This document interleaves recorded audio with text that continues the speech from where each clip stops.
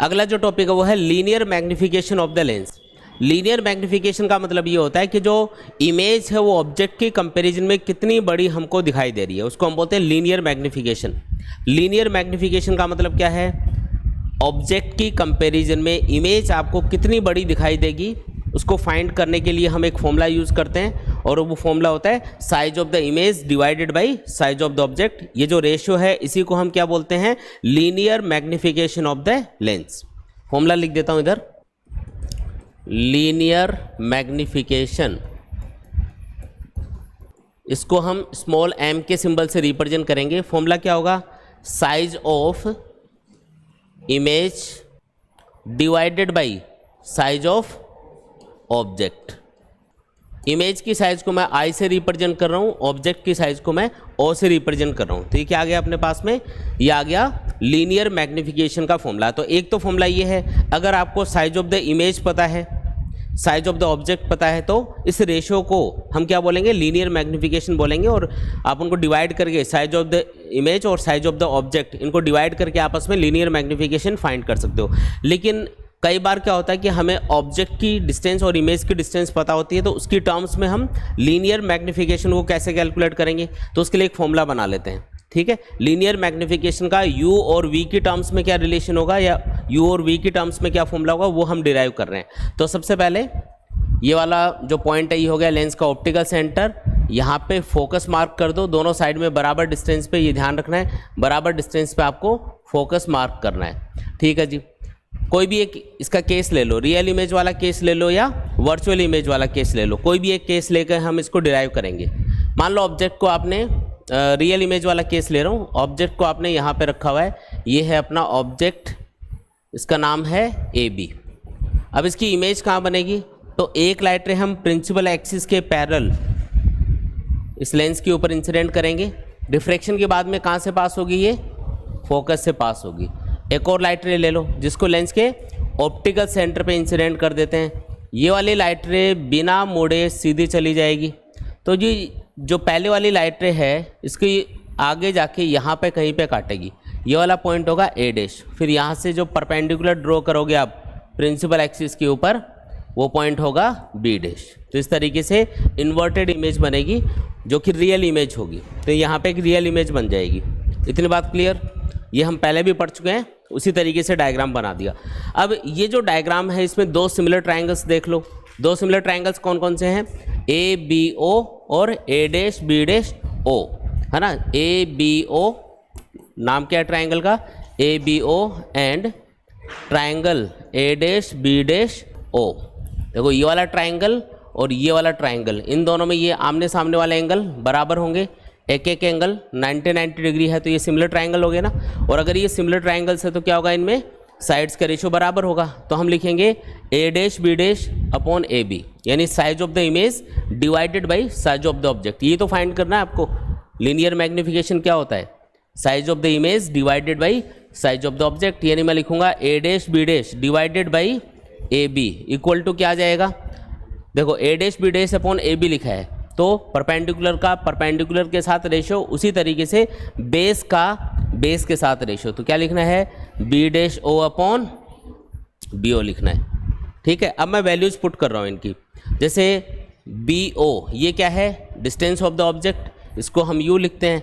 और B'O ये क्या है, डिस्टेंस ऑफ द इमेज, जिसको हम V लिखते हैं। और फोकस की जो डिस्टेंस है उसको focal length OF, focal length F लिखा जाता है, उसकी अभी ज़रूरत नहीं है।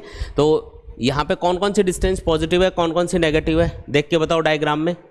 इंसिडेंट रेज की डायरेक्शन ये है, इधर से इधर आ रही है लाइट रेज, इसका मतलब इस डायरेक्शन में चल के अगर कोई भी डिस्टेंस मेजर करोगे उसको क्या लेना है, पॉजिटिव लेना है। अगर आप इमेज की डिस्टेंस को मेजर करने जाओगे तो इधर ही चलना पड़ेगा। सबसे पहले आपको खड़ा कहाँ पे होना है, ऑप्टिकल सेंटर पे खड़ा होना है, फिर देखना है किधर चलना पड़ रहा है। अगर हम ऑप्टिकल सेंटर पे खड़े होंगे और अगर इमेज की डिस्टेंस मेजर करने जाएंगे तो आगे की तरफ चलना पड़ेगा, मतलब ये डिस्टेंस क्या लोगे, पॉजिटिव। और अगर इमेज की तरफ अगर ऑब्जेक्ट की तरफ अगर जाओगे तो देखो आपको इंसिडेंट रेज के अपोजिट चलना पड़ रहा है, तो ये डिस्टेंस क्या लोगे, नेगेटिव। तो यू तो क्या लेना है, नेगेटिव, और वी क्या लेना है, पॉजिटिव लेना है। तो और ये भी बता दो कि A', B' को क्या लेना है, तो जो भी डिस्टेंस प्रिंसिपल एक्सिस के नीचे की तरफ मेजर करते हैं उसको हमेशा हम नेगेटिव लेते हैं, प्रिंसिपल एक्सिस के ऊपर की तरफ कोई भी डिस्टेंस मेजर करेंगे उसको हमेशा पॉजिटिव लेंगे। ठीक है, तो ए डैश बी डैश क्या है यहाँ पे, साइज ऑफ द इमेज, इसको प्लस लेना है या माइनस, माइनस में लेना है क्योंकि वो नीचे की तरफ है। और ए बी क्या है, साइज ऑफ द ऑब्जेक्ट, जिसको प्लस ओ लेना है क्योंकि वो प्रिंसिपल एक्सिस के ऊपर की तरफ है। ठीक है, equal to B dash O क्या आएगा, B dash O, B dash O ये वाली डिस्टेंस है, पॉजिटिव लेना है या नेगेटिव, फॉरवर्ड डायरेक्शन में है तो पॉजिटिव, बी ओ को क्या लेना है, नेगेटिव। तो ये देखो दोनों साइड में ये जो माइनस सिंबल है ये हटा दो, तो I upon O equal to क्या बन जाएगा, simple V upon U, I upon O equal to V upon U बन जाएगा। और क्योंकि आई अपॉन ओ को ही हम क्या बोलते हैं, लीनियर मैग्निफिकेशन, यानी कि लीनियर मैग्निफिकेशन का फॉर्मूला वी और यू की टर्म्स में भी क्या आ जाएगा, M equal to V upon U. तो अगर आपको साइज ऑफ द इमेज पता है और साइज ऑफ द ऑब्जेक्ट पता है तो आप ये वाला फॉर्मूला यूज करके लीनियर मैग्निफिकेशन फाइंड कर सकते हो, कौन सा, आई अपॉन ओ वाला। लेकिन अगर आपको डिस्टेंस ऑफ द इमेज और डिस्टेंस ऑफ द ऑब्जेक्ट पता है लेंस के ऑप्टिकल सेंटर से, तो आप ये वाला फॉर्मूला यूज कर लो, वी अपॉन यू, है ना, it is also equal to linear magnification M. तो दोनों फॉर्मूले आपके पास हैं, जैसा डेटा क्वेश्चन में गिवन होगा वैसा फॉर्मूला हम यूज कर लेंगे। एक और बात, यहाँ पे ये जो फॉर्मूला है इससे m की वैल्यू पॉजिटिव भी आ सकती है, नेगेटिव भी आ सकती है, क्योंकि आपको विद सिंबल आपको वैल्यूज पुट करनी है। जब भी आप लीनियर मैग्निफिकेशन या मिरर फॉर्मूला या लेंस फॉर्मूला, कोई भी फॉर्मूला आप अप्लाई करोगे तो उनमें आपको सिंबल के साथ में u, v, f इन सब की वैल्यूज पुट करनी होती है। तो यहाँ पे क्या होगा, अगर मान लो m की वैल्यू पॉजिटिव आ गई सॉल्व करने पे, तो m के पॉजिटिव आने का मतलब क्या होगा, याद करो आपको बताया था ये मिरर वाले केस में, अगर m पॉजिटिव आएगा तो वो एक ही केस में आएगा, कब, जब i पॉजिटिव होगा।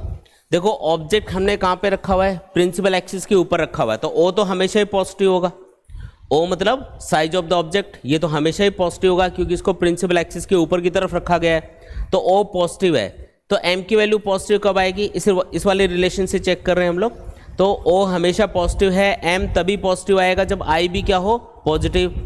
i पॉजिटिव कब होगा, सोचो एक बार, i मतलब size of the image positive कब होगी, जो प्रिंसिपल एक्सिस के ऊपर बनेगी, और प्रिंसिपल एक्सिस के ऊपर की तरफ बनने वाली इमेज हमेशा वर्चुअल होती है, जो इरेक्ट इमेज होती है ना वो हमेशा वर्चुअल होती है, तो इससे बनने वाली इमेज कैसी होगी, वर्चुअल। तो m अगर सॉल्व करने पे आ जाए पॉजिटिव, जैसे +5 आ गया, +0.3 आ गया, ऐसा कुछ भी अगर पॉजिटिव वैल्यू आ गई तो इसका मतलब image is virtual and erect.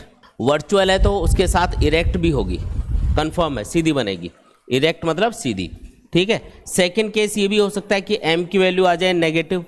अब आप एक चीज़ सोच के बताओ, m की वैल्यू नेगेटिव कब आएगी, जब i नेगेटिव होगा। भाई o तो हमेशा पॉजिटिव है, जब i की वैल्यू नेगेटिव होगी तभी तो m नेगेटिव आएगा।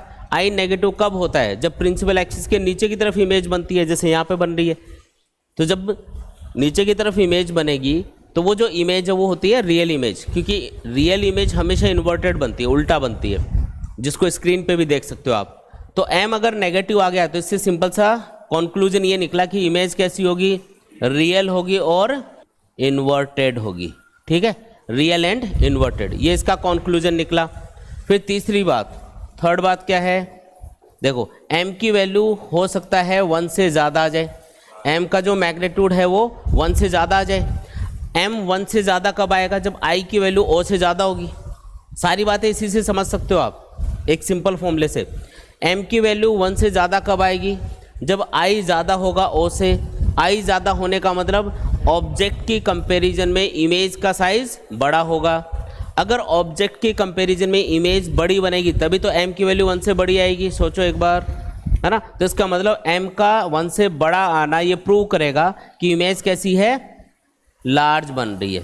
ठीक है, और अगर m की वैल्यू, m का मैग्नीट्यूड अगर आ गया <1 तो इसका मतलब क्या निकलेगा, अगर m 1 से कम आ गया इसका मतलब इमेज इज, भाई 1 से कम कब आएगा, जब i की वैल्यू o से कम होगी, इसका मतलब इमेज इज स्मॉल और डिमिनिश्ड, स्मॉल या डिमिनिश्ड।